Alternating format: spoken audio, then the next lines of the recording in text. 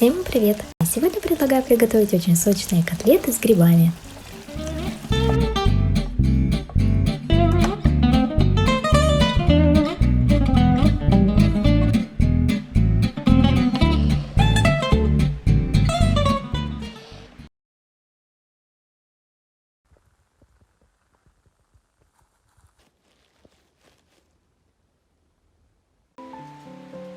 Все ингредиенты я подготовила заранее. В большую миску к фаршу я добавляю один белок, он у меня остался от приготовления сырных шариков. Вообще очень удобно комбинировать блюда таким образом, чтобы не оставалось лишних продуктов. Это один из примеров. Добавляю нарезанный лук и грибной фарш. Солю и перчу по вкусу и все хорошо перемешиваю.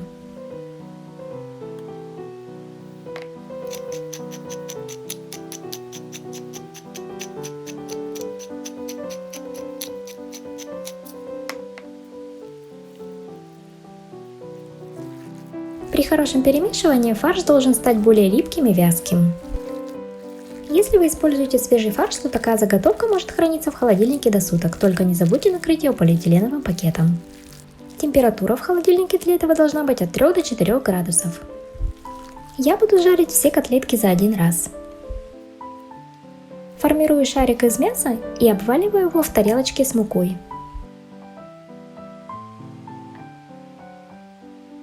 Котлеты я перекладываю в сковородку, смазанную растительным маслом.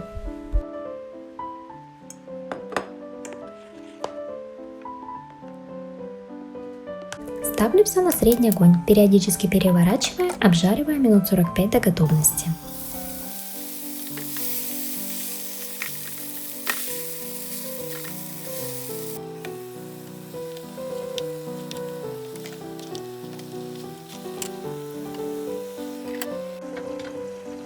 Надеюсь, вам понравится рецепт. Ставьте лайки, подписывайтесь на наш канал. Не забывайте ставить колокольчик, чтобы не пропускать новые видео. Всем пока!